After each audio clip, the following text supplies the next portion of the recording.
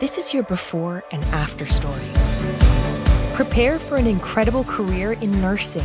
At Southeastern College, experience expert hands-on training.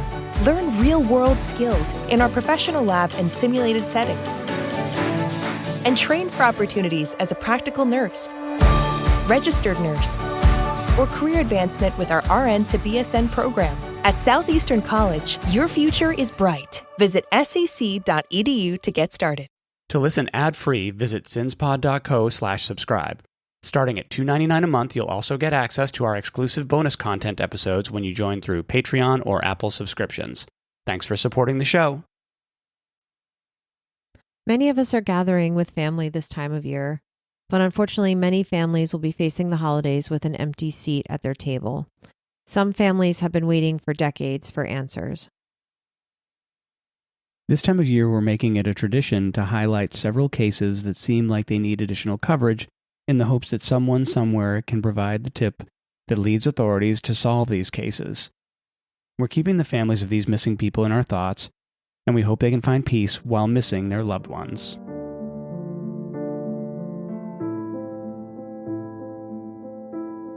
Hi, and welcome to Sins and Survivors, a Las Vegas true crime podcast, where we focus on cases that deal with domestic violence, as well as missing persons and unsolved cases.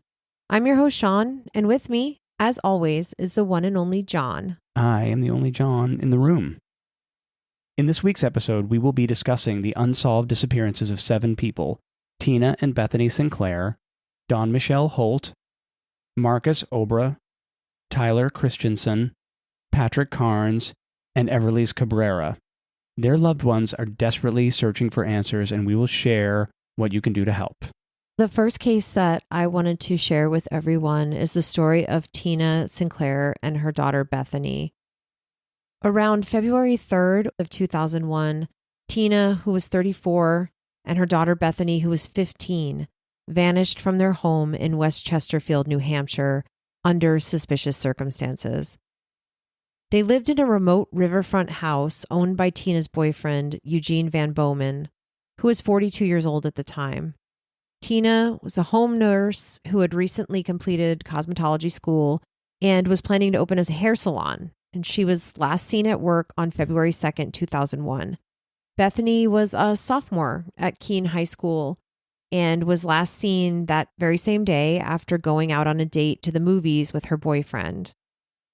Tina and Bethany's family described them as close and loving. Tina was upbeat and fun, known for her infectious laughter, and she was into hobbies like sewing, crafting, and gardening. Bethany was a typical teenager. She loved music, especially NSYNC, and was an excellent student and rarely missed school. On February 2nd, 2001, according to Eugene, Tina's boyfriend, he had a heated argument with Tina that day. He claimed he left the house, and when he returned, Tina and Bethany were gone. Eugene said that Tina's car had a flat tire, so he had no idea how she left or where she went. Family members and police records suggest a history of abuse. Tina's mother, Mary, recounted a chilling incident where Eugene allegedly poured kerosene on Tina, threatening to set her on fire. Eugene also, at one point, filed a restraining order against Tina. This was in the year 2000, alleging threats against him that Tina said that she was going to kill him in his sleep if he threw her out of the house. Bethany's boyfriend reported that he had not seen or heard from her since they went out on that date. But on February 5th, an unknown woman called Bethany's high school and left a voicemail saying Bethany was sick and would not be at school that day. But the caller's identity has never been made public. Eugene did not report Tina and Bethany missing, explaining that it was not unusual for Tina to leave.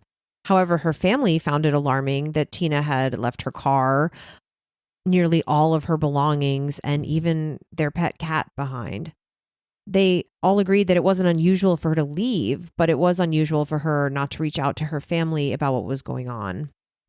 It was actually Bethany's school that reported her missing after she had missed an entire week of school.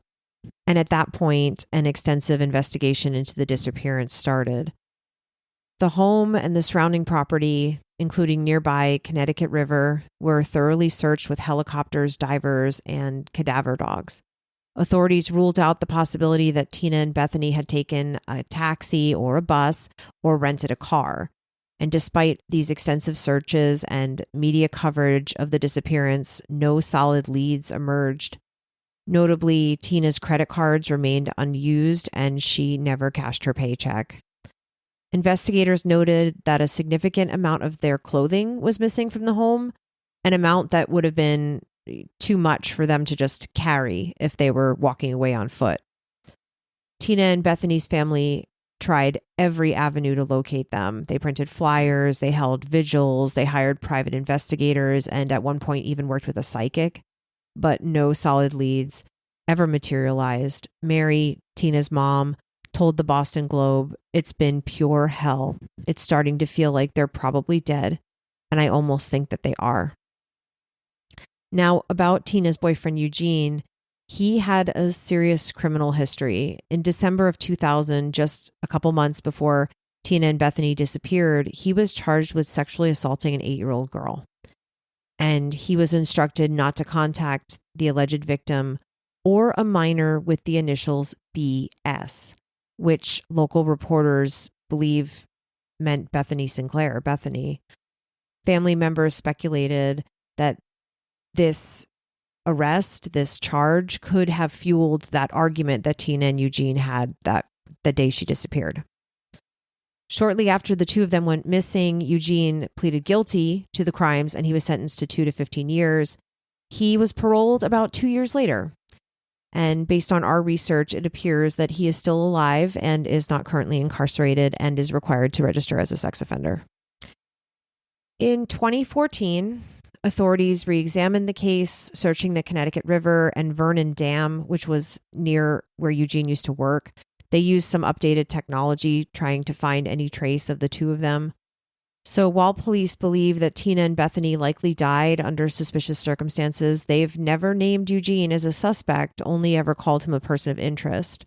The house where they lived was torn down in 2008, and the property was searched again both before and after that demolition, but no evidence was uncovered.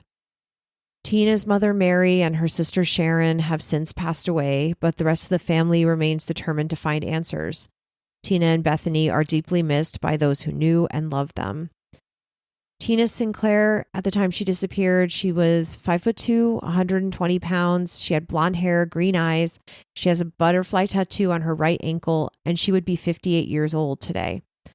Bethany is taller than her mom. She's 5'7", 135 pounds. She has brown hair and brown eyes, and she would be 39 years old today. If you have any information about Tina and Bethany, please contact the New Hampshire State Police at 603-223-3856 or their cold case unit, which is 603-223-8570, or you could call 603-271-1255. Every little detail could help bring justice to Tina and Bethany and closure to their family. So this entire episode, you will hear us urging you to share information about these disappearances and to come forward with any information if you have anything, because you might be the one who has a piece of information that can help these people be found, help bring closure to their family. So our second case is the disappearance of Tyler Christensen.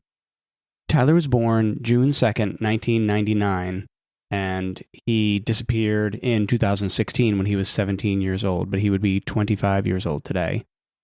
The family lived in Mukilteo, Washington, which is about 30 minutes north of Seattle, and he was last seen in the 5300 block of Picnic Point Road in Edmond, Washington.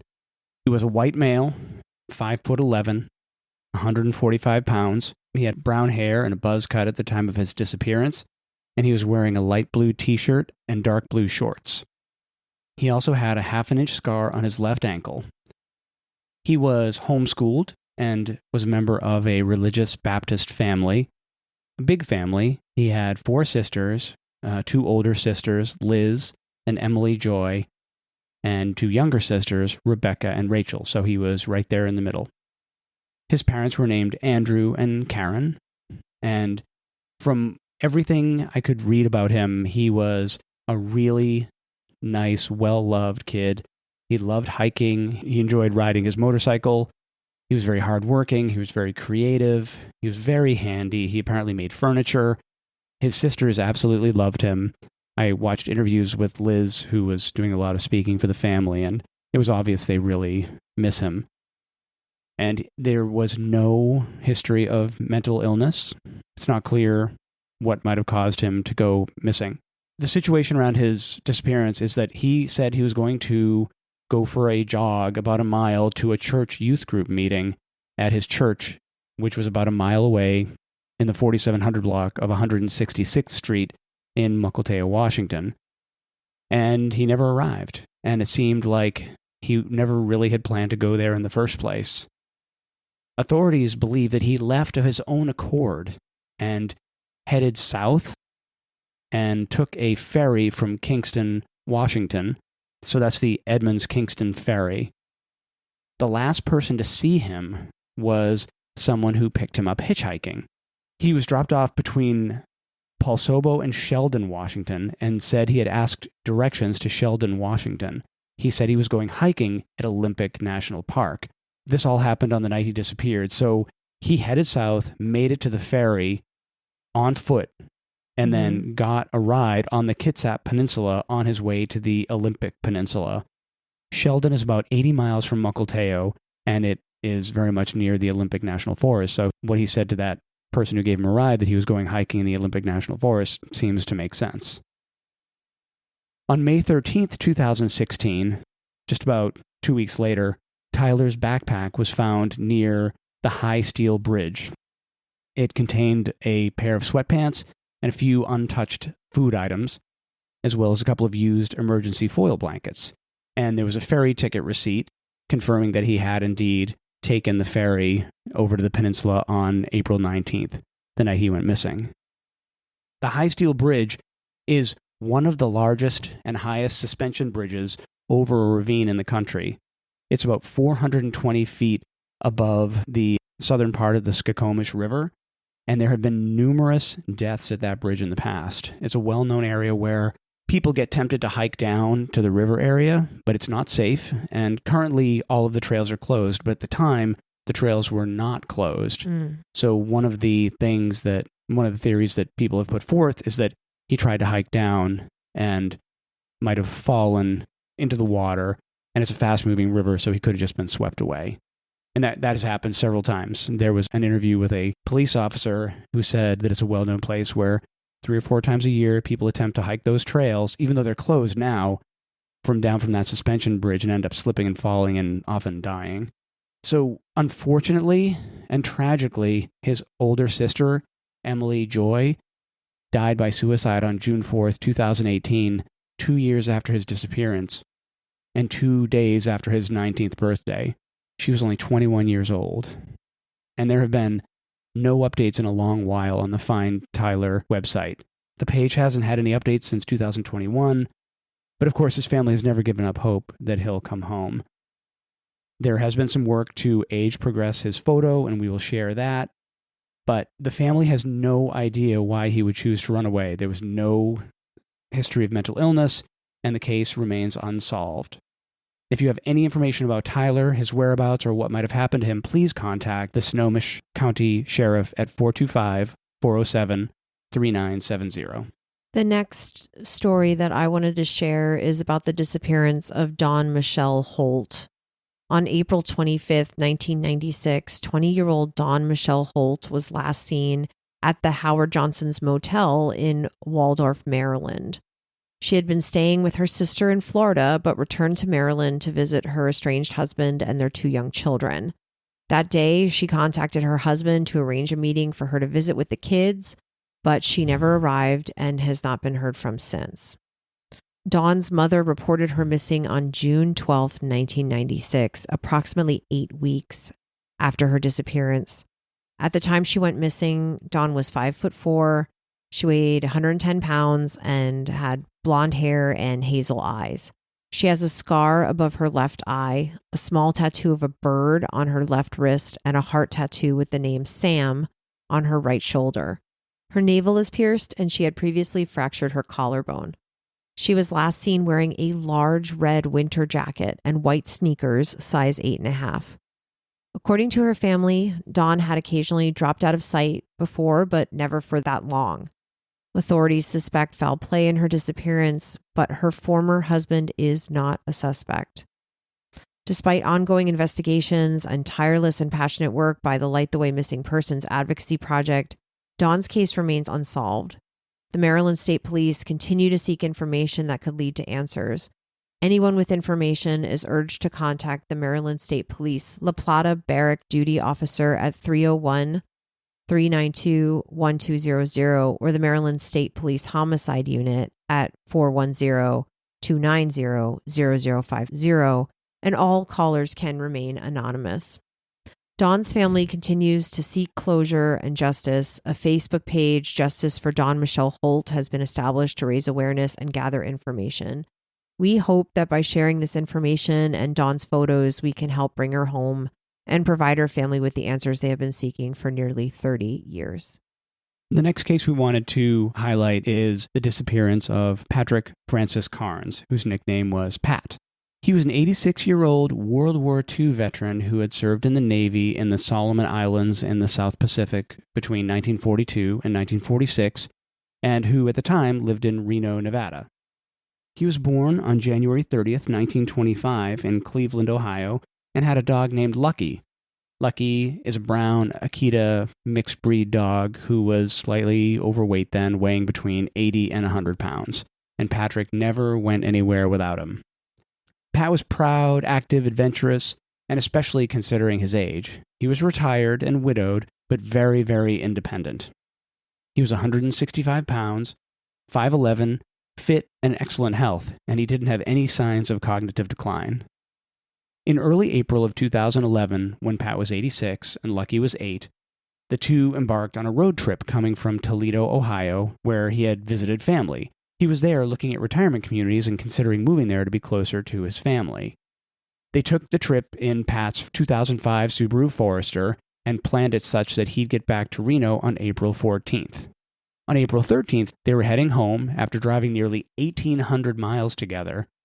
He made it all the way into Nevada, and around 9 p.m., he was stopped near Wells, Nevada, by a highway patrol officer for failing to move over for a stopped truck.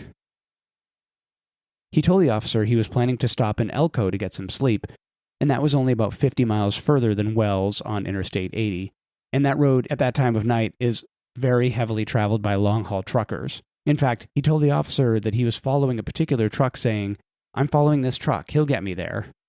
The officer said that Pat sounded clear, polite, and coherent, and just gave him a verbal warning reminding him to move over for stopped vehicles. That entire exchange with the officer was caught with audio on the officer's dash cam, and nothing at all seemed amiss with Pat or the officer or the incident. So Pat drove off into the night and was never seen again.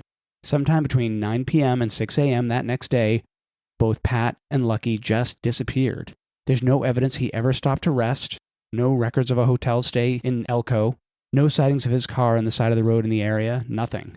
Pat's car was discovered just before 6 a.m. the following day, abandoned near Interstate 80, exit 205 by the Pumpernickel Valley exit, well past Elko.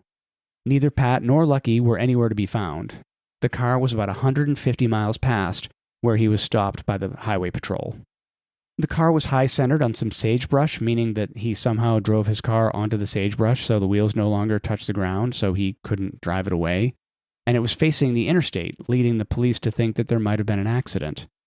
All of Carnes' personal belongings, including his checkbook, were inside the vehicle. The car had plenty of gas and seemed otherwise perfectly operable.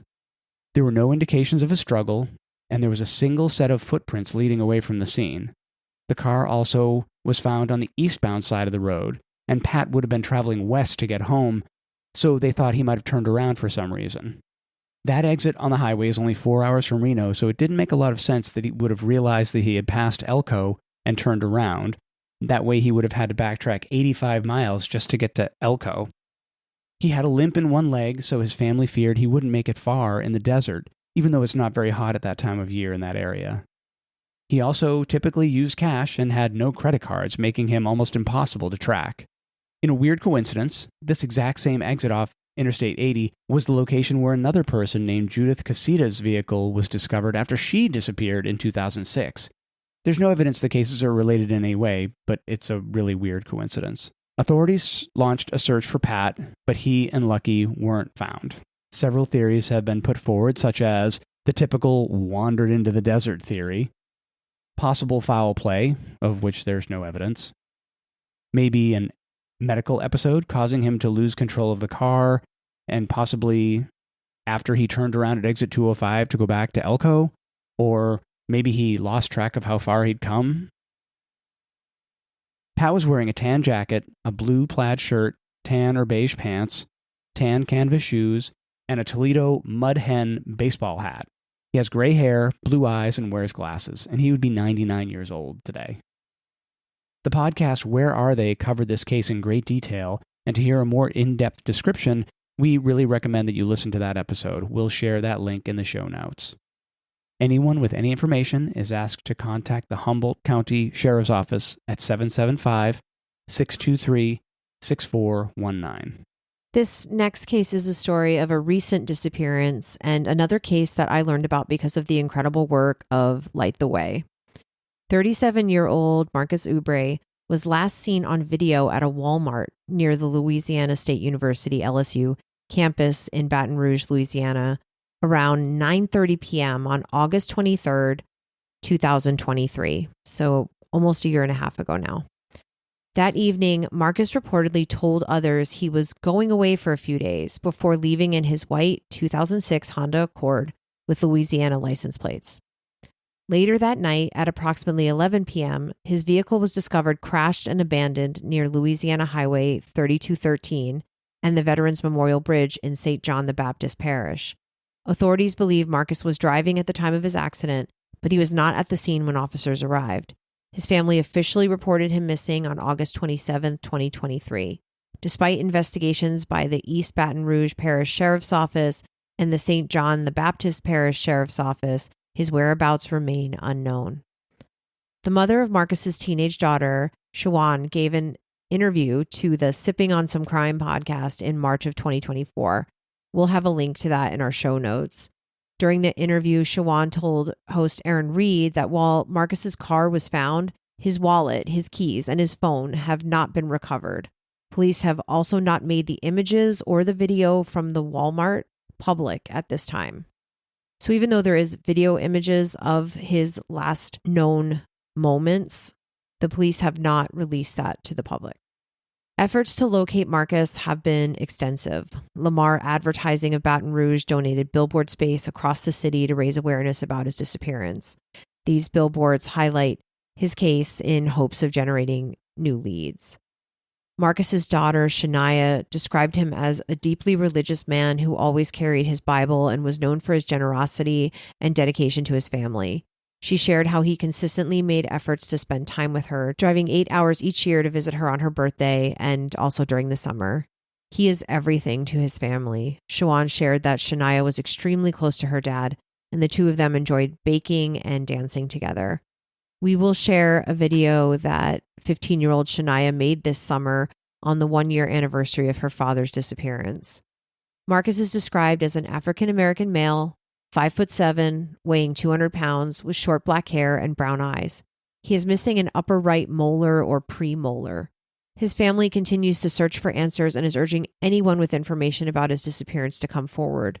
If you have any details that could help, please contact the East Baton Rouge Parish Sheriff's Office at 225-389-5000 or the St. John the Baptist Parish Sheriff's Office tips line at 985-359-TIPS. His family remains desperate for answers, hoping to uncover the truth about what happened to Marcus. You can help by sharing his missing posters and pictures, and especially if you have any connection to the Louisiana and the Baton Rouge area locally. The last case we wanted to highlight is the disappearance of Everlyse Cabrera. Everlyse Cabrera was born on January 26, 2004, to her parents named Marlena Olivas and Ernesto Cabrera. They came under scrutiny from the Clark County Department of Family Services, DFS, after Everlyse's brother tested positive for drugs at birth. As a result, Everlyse and her younger brother were placed in the care of foster parents V and Manuel Carrascal, who lived in the 6500 block of Diamond Point Court in North Las Vegas. Everlyse was last seen on June 10, 2006 by her foster parents. They say that they checked on her at 1 a.m. and she was asleep in her bed, but the next time they checked, at 8 a.m., she was just gone. They thought that it was possible that she stood on a chair, unlocked the front door of their home, and wandered out. But if you're wondering how a 2-year-old moved a chair to a door, climbed onto it, unlocked the door, and escaped into the night, you aren't alone. The police and everyone else in the community had that same question. It's also worth noting that they didn't report her disappearance to the police until noon, 4 hours after they realized she was missing. Everlyse's parents had last seen her on May 15th, and when they saw her, they noticed that she had a burn on her hand. They asked her foster mother for an explanation, but the Carrascals gave them no sufficient answer. Alarmingly, a previous foster child of the Carrascals had also previously sustained second and third degree burns and was taken to an emergency room 8 hours later, where he had to spend the night in the hospital. V claimed that time that he had been burned by hot soup. Although she and her husband were not accused of abusing the child, he was removed from their home. That wasn't the only incident with this foster couple. They failed to complete the required training and for some reason demanded the removal of several children that were placed in their care, which raised questions about their commitment to fostering. But despite all of that, their foster home license was renewed just 2 months before Everlyse's disappearance. One of the detectives on the case at the time, Detective Stephen Weiss, described an extensive search that included community volunteers. Everlyse's biological parents joined the search as well, handing out flyers and frantically trying to find her. Police searched the surrounding area and the desert but found nothing, and no one had seen her. He also noted that the foster parents suddenly stopped cooperating with the police and said, the last time that the foster family spoke to police was the day of her disappearance. In September of 2006, her parents filed a lawsuit against the Carrascals and the Clark County Department of Family Services, alleging negligence in protecting Everlyse. It really served to highlight the problems with the foster system, including the seemingly non-existent vetting of the Carrascals as foster parents. The Carrascals eventually settled for $300,000, the maximum payout, under the foster family's insurance policy. The settlement didn't do anything to provide answers, it just helped protect the foster parents from any further civil litigation. They later relocated, and recent news articles relate that they haven't been able to be tracked down for comment. Everlyse Cabrera remains missing. At the time of her disappearance, she was 2 years old, stood 2 feet 6 inches tall, weighed 25 pounds, and had black hair and brown eyes. She was last seen wearing pink shorts, a pink shirt, and no shoes. Today, Everlyse would be 20 years old. We will be sharing an age-progressed photo to help the public recognize her as she might look now. Her case underscores the crucial need for accountability in foster care systems and the relentless pursuit of justice for all these vulnerable children. Anyone with information is urged to contact the North Las Vegas Police Department at 702-633-9111. I want to add that John and I are sending love to all the families who are coping with loss this year, including the families of cases we've covered: Camille Dardanes-Dotson, Tiffany Booth, Tabitha Tozy, Pukeo and her children, Mason Dominguez, the Princes, Brandon Durham, Samari Norris Johnson, Jay Smith, Jamie Sheldon, Dr. Gwen Amsrala, Michaela Reiner, Leslie Palacio, Mariorki Tamayo Cruz, Nara and her children, and so many more. We appreciate all the new connections we built in 2024 and want to say thank you to our podcast colleagues who are passionate about justice for families and keeping those names out there and supporting these families in their darkest times. And to all of our listeners who make the show possible and help families in their quest for answers and justice, thank you for all you do. John and I will be taking a break next week, but we will be bringing you Already Gone's episode on the disappearance of Ronald Tamman from Miami University in Ohio. We so appreciate Nina Instead for allowing us to share Ronald's story with all of you. This is one of Nina's greatest episodes yet, and I know you all will enjoy it, so be sure to listen to that next week. So as we say, what happens here happens everywhere. Thanks as always for listening, and we wish you the best in 2025.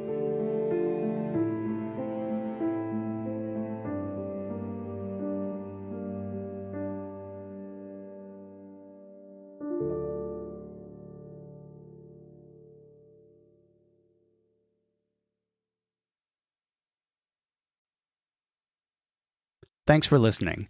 Visit sinspod.co/subscribe for exclusive bonus content and to listen ad-free.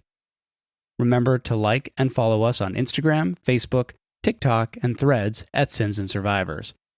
If you're enjoying the podcast, please leave us a review on your podcast platform of choice. You can contact us at questions@sinsandsurvivors.com. If you or someone you know is affected by domestic violence or needs support, please reach out to local resources or the National Domestic Violence Hotline. A list of resources is available on our website, sinsandsurvivors.com. Sins and Survivors, a Las Vegas true crime podcast, is researched, written, and produced by your hosts, Shaun and John. The information shared in this podcast is accurate at the time of recording. If you have questions, concerns, or corrections, please email us. Links to source material for this episode can be found on our website, sinsandsurvivors.com. The views and opinions expressed in this podcast are solely those of the podcast creators, hosts, and their guests. All individuals are innocent until proven guilty. This content does not constitute legal advice. Listeners are encouraged to consult with legal professionals for guidance.